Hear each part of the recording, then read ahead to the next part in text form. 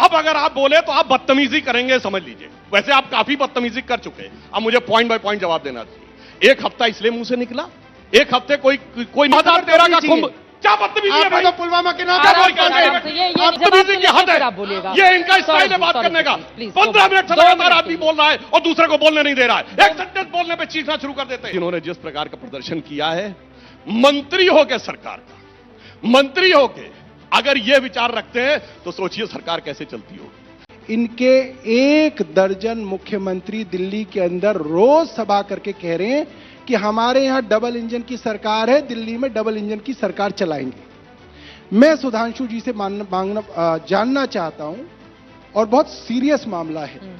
आपके प्रशासन के लोग लगातार आपकी सरकार को कह रहे थे कि आप इसको पॉलिटिकल इवेंट बना रहे हैं, इसकी वजह से करोड़ों लोग यहां पे आ रहे हैं, यहां पे स्टैम्पीड होने का खतरा है। आपके पास इतनी मैनेजमेंट नहीं थी, मगर आपने उस बात को इग्नोर किया, उनकी बात को आपने नहीं माना और जबरदस्ती एक पॉलिटिकल इवेंट बनाने के लिए आपने इतने सारे लोगों की वहां पे मृत्यु कराई, वरना आप अब तक किसी ना किसी बड़े अफसर को सस्पेंड कर चुके होते। अब मैं जवाब देना चाहता हूं, महाकुंभ में जो घटना हुई वो दुखद और हृदय विदारक है, और केंद्र और प्रदेश सरकार दोनों ने बहुत संवेदनशीलता के साथ इस पर प्रभावी कार्रवाई की है।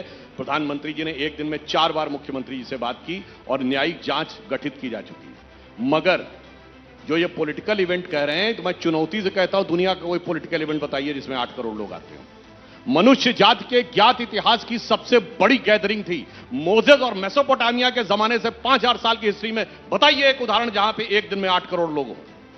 और उसके बाद आप वीआईपी की बात करते हैं, मैं चैलेंज करके पूछता हूं 28 और 29 जनवरी को एक वीआईपी का नाम बताइए। बात इसकी नहीं है, दुखद इस बात पे लगता है कि जितना दुख हमें पीड़ा होती है कि महाकुंभ में हुए लोगों की मृत्यु के ऊपर, उससे ज्यादा दिल इस बात के लिए वो होता है कि सोशल मीडिया में लोग उसके लिए इमोजी बना रहे हैं, उसके लिए मजाक वाले मीम्स बनाए जा रहे हैं, उसके लिए हंसने वाले वो बनाए जा रहे हैं। इतना दुर्दांत और इतना घटिया स्तर की सोच कोई कैसे रख सकता है? यह सोचने की बात है कि इतने महान इवेंट में जो बृहस्पति ग्रह के रोटेशन के ऊपर होता, फिर मैं चैलेंज करके कह रहा हूं, दुनिया में सूरज और चांद के बेस पे होने वाले त्योहार देखे होंगे, 12 साल के बृहस्पति पे रोटेशन पे होने वाला एक त्योहार बताइए और उसके ऊपर उसको पॉलिटिकल इवेंट कहने का प्रयास करते हैं। यह दर्शाता है कि भारत की श्रद्धा के केंद्र को भी ये लोग पॉलिटिकल इवेंट ही कहते हैं, क्योंकि ये उस गठबंधन के हिस्से हैं जिसने कॉन्फ्रेंस की थी इरेडिकेशन ऑफ सनातन धर्म, कॉन्फ्रेंस की थी, बयान नहीं दिया था, यानी हिंदू धर्म का समूल नाश।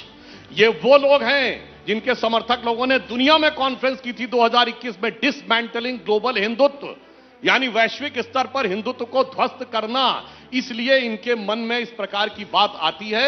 अब मैं इनके पहले वाले प्रश्न पे आता हूं, जो इन्होंने कहा कि पुरानी बातें। अरे साहब छोड़िए, पुरानी बात पे क्या क्या कहेंगे, मैं राजनीति में नहीं आऊंगा, सारी संसद चोर है, बच्चों की कसम खाते हैं कि कांग्रेस का समर्थन नहीं लेंगे, गाड़ी नहीं लेंगे, बंगला नहीं लेंगे, फलाना नहीं लेंगे, ये नहीं लेंगे, वो नहीं लेंगे, और मुझे चाहिए जन लोकपाल। वो टोपी कहां गई? टोपी जनता को पहना दी। मुझे लगता है ये मासूम चेहरा बनाकर और लोकपाल की टोपी रख के जब आए थे तो लोगों को लगा था कि शायद कुछ नया करेंगे, मगर उसके बाद इन्होंने इतना रायता फैलाया है कि आज दिल्ली की जनता के मुंह से जानते क्या निकल रहा है? इनकी 10 साल पहले की फितरत और आज की सूरत देखकर कि बड़े मासूम लगते थे मेरे सनम, क्या से क्या हो गए देखते देखते, जिन्हें पत्थर से हमने बनाया सनम वो खुदा हो गए देखते देखते। मुझे मालूम था, जैसे ही मैं इनके डबल इंजन के दोनों इंजन के बारे में बात करूंगा यूपी में, ये इस बात पे नहीं कहेंगे कि इनके दोनों इंजन अपनी सरकार और अपने कुंभ को छोड़ के दिल्ली में रैलियां कर रहे थे।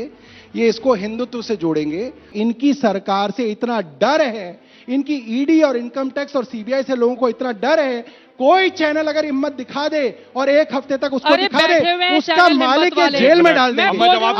आज ये सच्चाई है। आपने बुला लिया, मतलब मैं किसी को बुला लूं और मैं उठ के कहीं और चला जाऊं, कौन मैनेज करेगा? इसीलिए तो किसी की जवाबदेही नहीं तय हो पा रही। क्यों नहीं हो पा रही? क्योंकि आपने वहां पे प्रशासन नहीं चलाया और आपको प्रशासन चलाना आता भी नहीं है। आप झूठ बोलते हैं कि आपको प्रशासन चलाना आता है, आपका बेसिक मैनेजमेंट नहीं था। मैं रामलीला कराता हूं अपने यहां, 5000 लोग आते हैं रामलीला के अंदर, मगर हमको ये चीज का अंदाजा होता है कि आपने 5000 लोग बुलाए हैं, अगर वहां पे कोई अफवाह हो गई, भगदड़ मच गई, तो एग्जिट गेट कहां कहां है, ये तो बेसिक है। अब देखिए कितनी बढ़िया बुद्धि है, 5000 की भीड़ और 8 करोड़ की भीड़, ये वही है कि मोहल्ला क्लिनिक बनाम अल्ट्रा सुपर स्पेशलिटी हॉस्पिटल। ये सोच का अंतर है जिसकी वजह से ये इस बात को लेकर तुलना कर रहे हैं।